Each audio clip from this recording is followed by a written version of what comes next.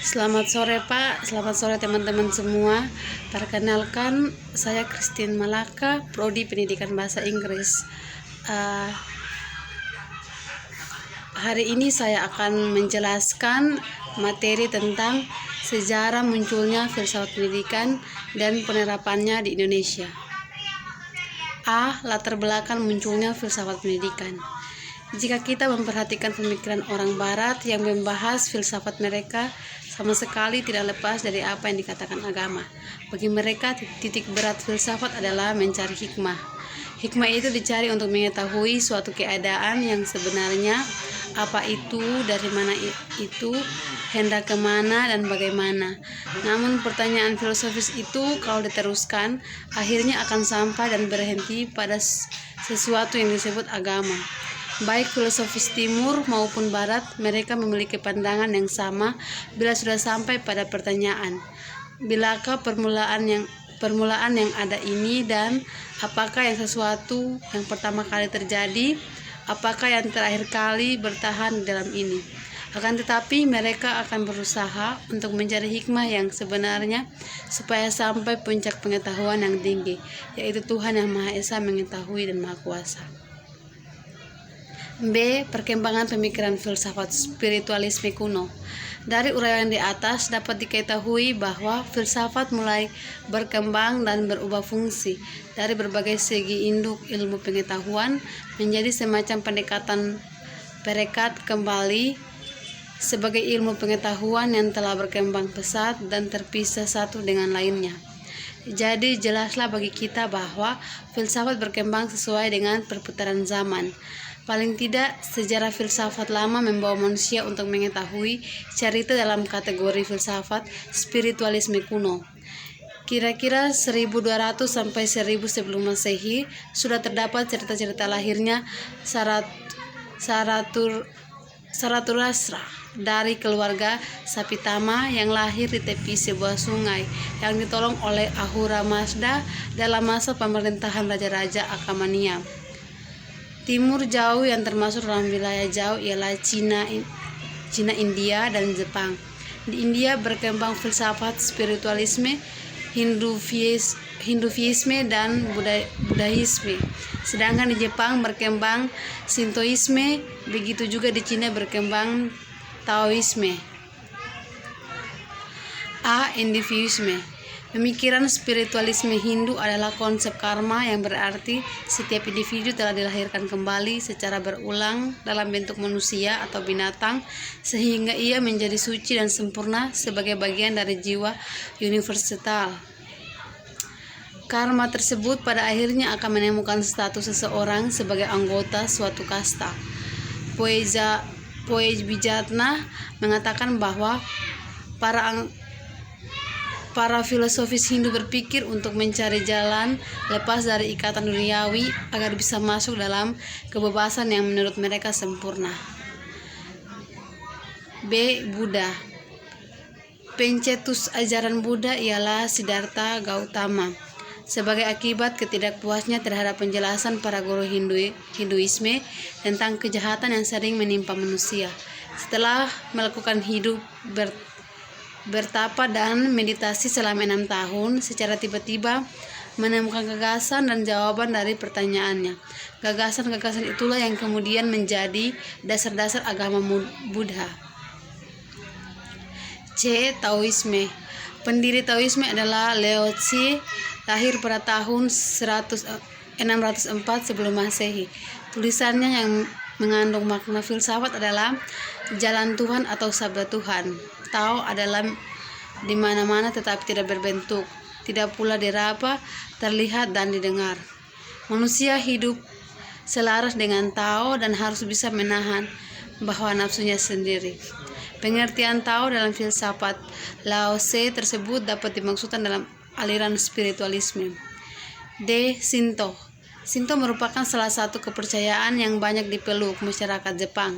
Agama Shinto tumbuh di Jepang yang sangat respek terhadap alam atau natural disebabkan ajaran-ajarannya mengandung nilai antara lain kreasi, zoso, generasi, pembangunan, sehingga ia menjadi jalan hidup dan kehidupan dan mengandung nilai optimis. 1. Timur Tengah. A. Yahudi. Yahudi berasal dari nama seorang putra Yakub, Yahuda, putra keempat dari 12 bersaudara. 12 orang inilah yang kelak menjadi nenek moyang bangsa Yahudi yang dinamakan bangsa Israel. Agama Yahudi pada prinsipnya sama dengan agama Nasrani dan agama Islam. Karena itu, agama Yahudi disebut juga agama kitab atau Samawi, yang berarti agama yang mempunyai kitab suci dari Nabi. Pemikiran-pemikiran filsafat Timur Tengah muncul sekitar 1000 sampai 150 sebelum Masehi. Tanda-tanda yang tempat keberadaan pemikiran filsafat itu adalah adanya penguraian tentang bentuk-bentuk penindasan moral dari monoteisme, peredaran kebenaran dan bernilai tinggi. B. Kristen. Pengikutnya agama Kristen pada waktu itu tidak ubahnya seperti penganut agama lainnya, yaitu dari golongan rakyat jelata. Setelah berkembang, pengikutnya meraba kalangan atas, ahli fikir atau filosofis, dan kemudian para pemikir atas kemajuannya. Zaman ini disebut zaman patristis. 2. Romawi dan Yunani atau antromonisme. Antromonisme merupakan suatu paham yang menyamakan sifat-sifat Tuhan atau pencipta sebagai sifat-sifat manusia yang diciptakan. Misalnya tentang Tuhan yang disamakan dengan tangan manusia. Paham ini muncul pada zaman patristik dan skolastik. Pada akhir zaman kuno atau zaman pertengahan, filsafat barat dipengaruhi oleh pemikiran Kristiani. Aliran-aliran filsafat yang mempunyai pengaruh sangat besar di Roma adalah yang pertama epistemologi yang dimotori oleh Epicurus. Epicurus mengatakan bahwa rasa suka dimiliki apabila hidup secara relevan dengan alam manusia, sementara rasa duka merupakan yang terpuruk dari dan patut dihindari. Kedua, aliran Stoa yang dipelopori oleh Sani. Aliran ini berpendapat bahwa adanya kebijakan itu apabila manusia hidup sesuci dengan alam. Dalam sejarah, filsafat Yunani dipaksa sebagai penangkal sejarah filsafat barat. Dikatakan pangkal karena dunia barat dalam alam pemikiran mereka berpangkal pada pemikiran Yunani. C. Reaksi terhadap spiritualisme di Yunani. Spiritualisme merupakan suatu aliran filsafat yang mementingkan kerohanian, lawan dari materialisme. Namun demikian, ternyata ada beberapa filosofis yang merasa kurang puas dengan aliran spiritualisme. Mereka menganggap aliran ini tidak sesuai dengan ilmu pengetahuan ilmiah. Maka lahirlah aliran materialis. Di antara tokohnya adalah Leucippus dan Democritus, yang mengatakan bahwa semua kejadian alam adalah atom dan semuanya adalah materi. Kemudian lahirlah pula aliran rasionalisme René Descartes yang menyatakan bahwa pusat segala sesuatu terletak pada dunia rasio, semesta yang lain adalah objeknya. Yang pertama, idealisme. Tokoh aliran idealisme adalah Plato. Ia adalah murid Socrates. Aliran idealisme merupakan suatu aliran filsafat yang menggunakan jiwa. Menurut aliran ini, cinta adalah gambaran asli yang bersifat rohani dan jiwa terletak di antara gambaran asli. Dari pertemuan jiwa dan cinta lahirlah suatu angan-angan, yaitu idea. Aliran ini memandang dan menganggap yang nyata adalah idea. Idea selalu tetap, tidak mengalami perubahan dan pergeseran. Yang mengalami gerak tidak dikategorikan idea. Yang kedua, materialisme merupakan aliran filsafat yang berisikan tentang ajaran kebendaan. Aliran ini merupakan sumber segalanya. Aliran ini berpikir sederhana, bahkan segala sesuatu yang ada di dalam ini dapat dilihat dan diobservasi, bahwa baik wujudnya, gerakannya maupun peristiwa-peristiwanya. Tokoh-tokoh aliran materialisme diantaranya adalah Leucippus dan Demokritus. Mereka berpendapat bahwa kejadian seluruh alam terjadi karena atom kecil yang mempunyai bentuk dan bertubuh. Jiwa pun dari atom kecil yang mempunyai bentuk bulat dan mudah bereaksi untuk mengadakan gerak. 3. Rasionalisme. Pelopor aliran rasionalisme adalah René Descartes. Ia juga penggerak dan pembaru pemikiran modern abad ke-17. Menurutnya, sumber pengetahuan yang dapat dijadikan patokan dan dapat diuji kebenarannya adalah rasio, sebab pengetahuan yang berasal dari proses akal dapat memenuhi syarat-syarat ilmiah. Dengan demikian, akal dianggap sebagai perantara khusus untuk menentukan kebenaran dalam ilmu pengetahuan. D.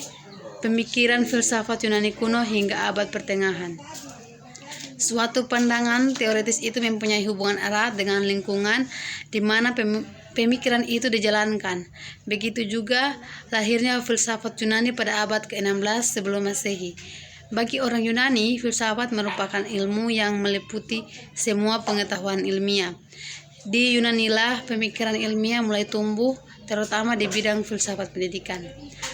Kaum sofis ini pertama kali di Athena. Sofis berasal dari kata sophos yang berarti cendekiawan. Sebutan ini semula diberikan kepada orang-orang pandai ahli filsafat, ahli bahasa, dan lain-lain. Aliran sofis dipelopori oleh Protagoras. Menurut kaum sofis, manusia menjadi ukuran kebenaran. Tidak ada kebenaran yang berlaku secara universal. Kebenarannya hanya berlaku secara individual. Karena itu, menurut saya dan retorika merupakan alat untuk mempertahankan kebenaran. Dalam sejarah, kaum sofis adalah kelompok yang pertama kali mengorganisasi pendidikan adalah kaum muda. Pemikiran filsafat pendidikan menurut Socrates. Dalam sejarah filsafat, Socrates adalah salah seorang pemikir besar kuno yang gagasan filosofis dan metode pengajarannya sangat mempengaruhi teori dan praktik pendidikan di seluruh dunia barat. Prinsip dasar pendidikan menurut Socrates adalah metode dialektis. Metode ini digunakan Socrates sebagai dasar teknis pendidikan yang direncanakan untuk mendorong seseorang berpikir cermat, untuk menguji coba diri, dan untuk memperbaiki pengetahuannya. G. Pemikiran filsafat pendidikan menurut Aristoteles. Aristoteles adalah murid Plato. Dia adalah seorang cendekiawan yang intelek terkemuka mungkin sepanjang masa. Umat manusia telah berutang budi padanya oleh karena banyaknya kemajuan pemikirannya dalam filsafat dan ilmu pengetahuan, khususnya logika, politik, etika, biologi, dan psikologi. Menurut Aristoteles, agar orang bisa hidup baik maka ia harus mendapatkan pendidikan. Pendidikan bukanlah soal akal semata-mata, melainkan soal memberi bimbingan kepada perasaan-perasaan yang lebih tinggi, yaitu akal, guna mengatur nafsu-nafsu. Akal sendiri tidak berdaya, sehingga ia memerlukan dukungan perasaan yang lebih tinggi agar diarahkan secara benar. H.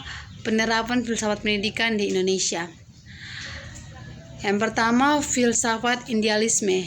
Filsafat ini memiliki ciri karakteristik yaitu bahwa untuk mengetahui proses kognitif merupakan proses mengingat kembali ide-ide yang ada secara laten dalam pikiran.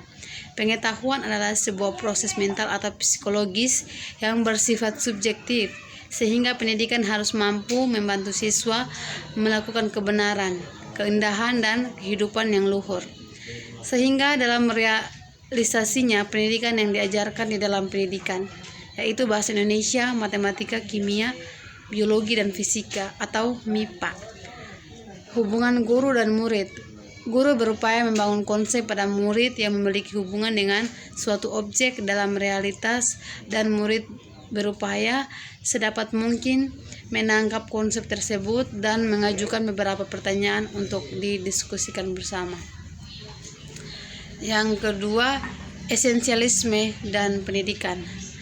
Ciri karakteristik yaitu, menurut pandangan ini, pendidikan selayaknya mencakup pelajaran tentang keterampilan seni dan sains dasar yang berguna di masa lampau dan mungkin berguna di masa mendatang.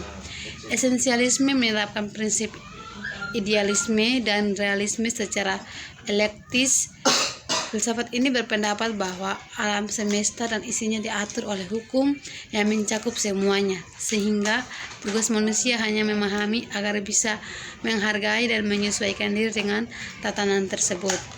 Yang diajarkan dalam pendidikan yaitu perlu untuk diajarkan menurut pandangan matematika, sains, bahasa, dan sastra.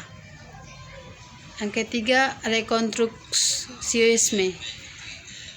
Karakteristik dari rekonstruksiisme adalah pendidikan seharusnya memperkenalkan kebijakan dan program reformasi masyarakat. Melalui filsafat ini, masyarakat dijadikan sumber dan juga dijadikan objek dalam belajar.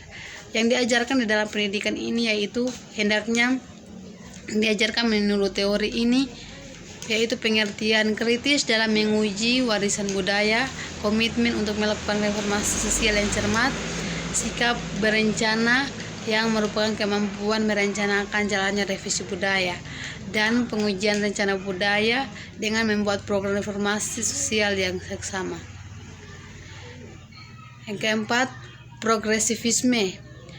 Karakteristik dari progresivisme adalah manusia mampu memperbaiki dan menyempurnakan lingkungannya dengan menerapkan inteligensi manusia dan metode ilmiah untuk memecahkan masalah-masalah sosial, politik, dan ekonomi. Yang diajarkan di dalam pendidikan yaitu perhatian khusus yang diberikan pada aktivitas kreatif yang mencakup menari, membuat sketsa, menggambar, menyanyi, mengayam, dan aktivitas ekspresif lain. Pengajaran formal dalam membaca, menulis, dan berhitung dilaksanakan sampai anak usia 10 tahun. Thank you.